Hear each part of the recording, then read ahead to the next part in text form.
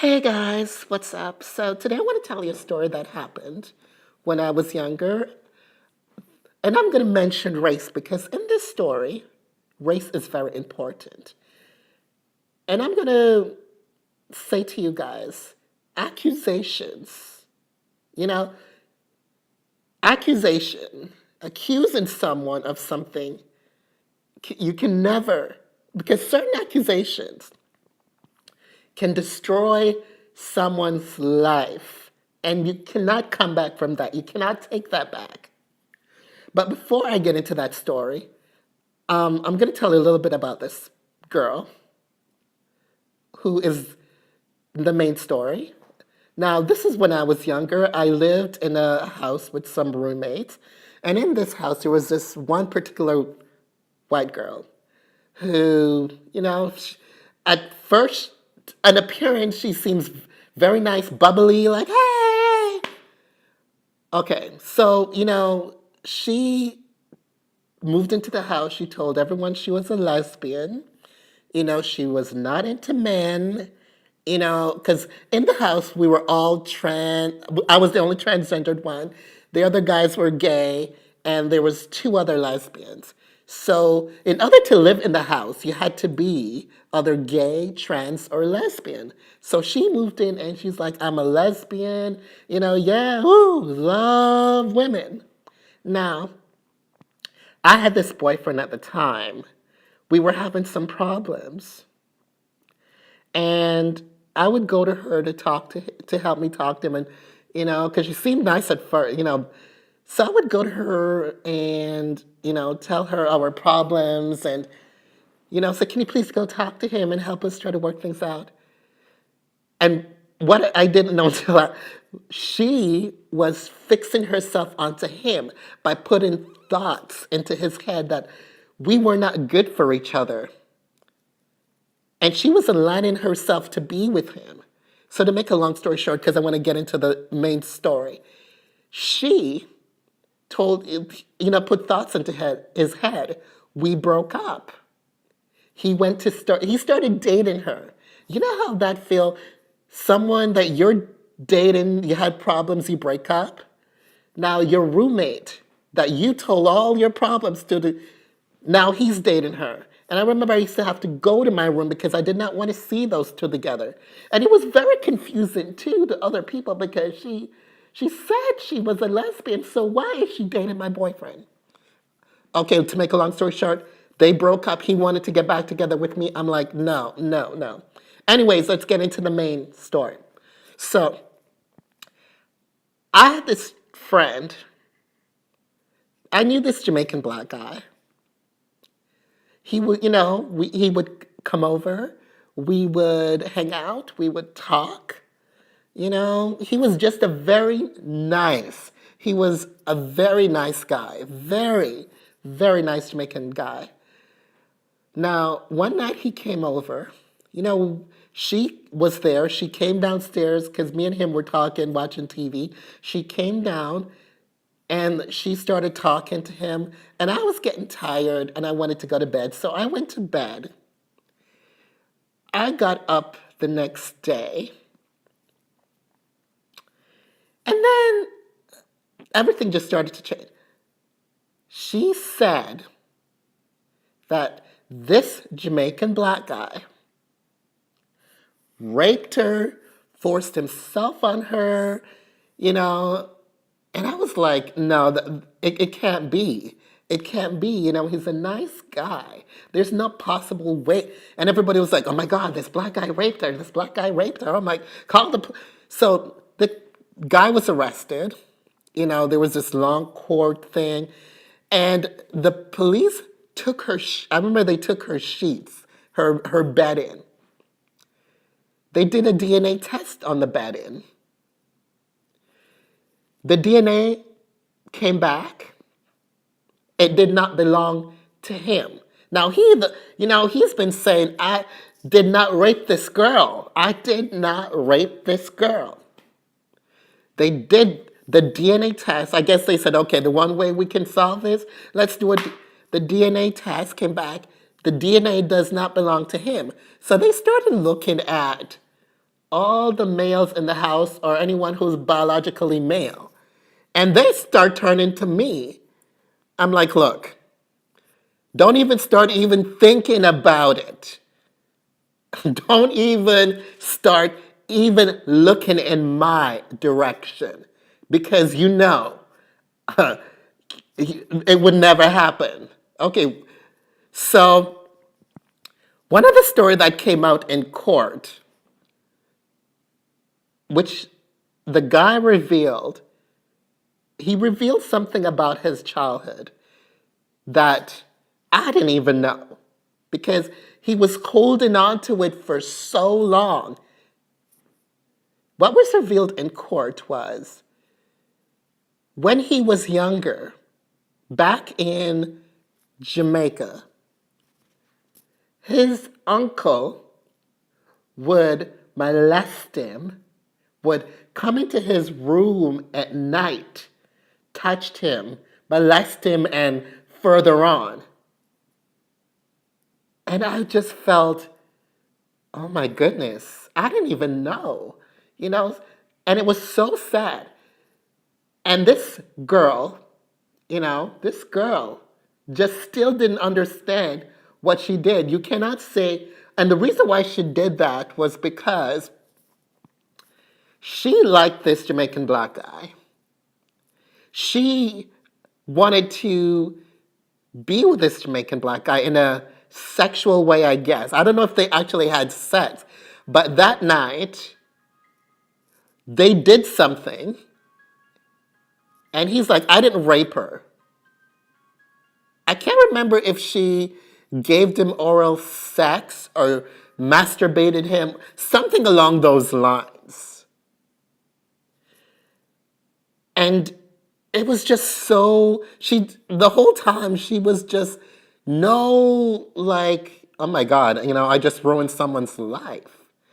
And the sad part is everyone, now this Jamaican black guy was, to me, he never said he was gay, straight or bi. We were just friends. There was, and everyone was like, oh my God, he did it, he did it. She said he did it, he must have done it because she likes women and, there's no way because she's not into men anymore, she's into women now. Everyone was ready to throw this black guy in jail forever. Forever. And I felt really horrible. I felt bad because I felt sorry for him because I'm the one who, that night was like, hey, here's my roommate. Here's my friend. I'm introducing him to her. Here's my friend. If I wouldn't, I knew she was grimy. I knew she was grimy and a liar, but I never thought she would go to that level of accusing. Accusing. You know what? And if it wasn't for the DNA on the sheet, because she was like, oh, he was in my room, he came up in my room, he came up in my room behind me and grabbed me and raped me and all kinds of. And after, it was just, now I forgave her after because I didn't want to hold on to that. Now, I don't know whatever happened to this Jamaican black guy because after the trial ended, and he was free to go on his way, I don't know whatever became of him. But I can't, imagine something like that happened to you. You're traumatized. And then, to have to go deep into your past and say, you know what? Here's something you need to know about my past, okay? Here's what happened to me. There's no way I did anything. Imagine, if he could have been gone to jail for the rest of his life. And I'm pretty sure even after it all came out that he didn't do it, I'm pretty sure there were still some people who are like, he did it. Maybe not no evidence he didn't do it, but he did it. He did, you know, all because people are so quick to jump on him. Even when I was like, no possible way he could have done it. Mm-mm. I know this guy. He's not that type of person. People are like looking at me like, I'm like, he's not that type of person. And then when there was no DNA on him, on that sheet, then they start to look at like, well, who does that? To this day, nobody knows who that DNA belonged to because they didn't want to test the other the gay guys in the house. Number one, I guess because they're gay. Number two, because they were white. I was the only ethnic one there. So they didn't go to them and say, you know what, DNA did not belong to him. Excuse me. Let me see your DNA. No, the first thing they did was came to me like, okay, DNA didn't belong to him. Who does it belong to? Like, how would I know who it belongs to? So to this day, nobody knows whose DNA that was. And that girl didn't even feel sorry or anything like that. She just went on. And right after the court and about a year or about a few months later, she moved out. I think it was like about 6 months later. She moved out. And about a year later, she had baby number one, baby number two. And the last time I had heard anything about her, she had like 3 or 4 kids or something. One of them was put up for adoption because she couldn't take care of them. And it's just so sad. And the sad part is, things like that happens to many guys out there, especially, black guys. You know, who are they gonna believe? Got this white girl here, and you got this black guy here. I'm gonna believe this white girl because the white girl said this black guy raped her. And it just became such an ugly thing in that house. That house just, and after the whole trial, I don't think